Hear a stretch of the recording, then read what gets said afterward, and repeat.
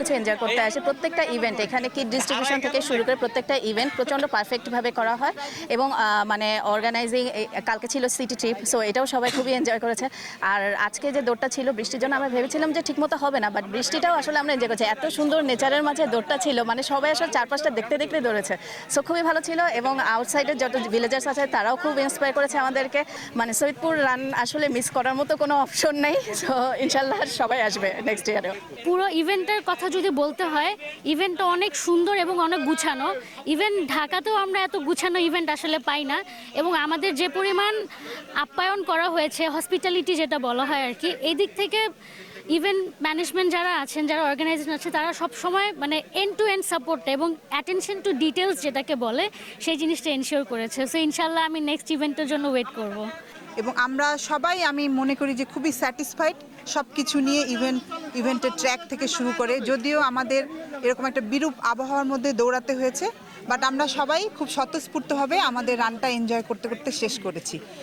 সৈয়দপুরে আমাদের প্রথম, আমি গত 4 বছরে আমাদের রানিং ক্যারিয়ারে প্রায় 30টা ইভেন্টে অ্যাটেন্ড করছি, কিন্তু সৈয়দপুর 10K 2024-এর মতো এত গুছানো, এত বৈচিত্র্যময় রানিং ইভেন্ট আমার লাইফে আমি আর দেখি নাই। ইনশাল্লাহ ভবিষ্যতে যদি সৈয়দপুর আরও হাফ ম্যারাথন করে, ইনশাল্লাহ আগামী বছরও আমরা আসবো। আর সৈয়দপুরের জন্য আমাদের সবাই শুভকামনা।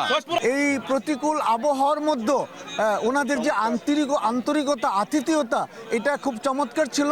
রানিং ট্র্যাক খুব ভালো ছিল, হাইড্রেশন ভালো ছিল, এবং এখানে যে ফুড বুথ যেটা আছে, ব্রেকফাস্ট, তারপরে মেডেল পরিয়ে দেওয়া, সব কিছু মিলে আমি মনে করি এই ভলেন্টিয়ার সাপোর্ট, সৈয়দপুর 10K যে রানটা এখানে হয়েছে, এটা আমরা সবাই এনজয় করেছি এই বৃষ্টির মধ্যে। এবং আমি আমি আমি আমি মনে করি যে এর থেকে মানে এটা অনেক বেশি সুন্দর রান আমরা উপভোগ করি। এই সারা বাংলাদেশ থেকে রানার আসছে, সৈয়দপুরের আত্মীয়তায় আমরা অনেক মুগ্ধ। সৈয়দপুর একটা ঐতিহ্যবাহী ট্র্যাক, যে ট্র্যাকে গ্রামীণ পরিবেশে এই রান, বৃষ্টি, এটা আসলে রানারদেরকে মুগ্ধ করে। আমি সহ আমার রানার ভাই যারা আছে পার্টিসিপেশন করছে, তাদের পক্ষ থেকে সৈয়দপুর রানার্সকে অনেক কৃতজ্ঞতা জ্ঞাপন করছি। আশা করি যে ভবিষ্যতে এই রানটা আরও সুন্দর করে আয়োজন করবে ডক্টর সোহেল ভাইয়ের নেতৃত্বে সৈয়দপুর রানার্স। আমরা যা ভেবেছি যে এখানে কি হয় না হয়, গ্রাম অঞ্চল বা এখানে একটা সাধারণ একটা থানা লেভেল, এটা আমাদের আসলে ধারণা ছিল না। গত 3 দিন যাবৎ তারা আমাদের যে আতিথেয়তা বা যে আপ্যায়ন আমাদেরকে করতেছে, এটা আসলে অকল্পনীয়। যেটা এ পর্যন্ত আমরা পেয়েছি, আসলে শ্বশুরবাড়ি গেল এরকম মানুষে আশা করে কিনা আমি জানি না।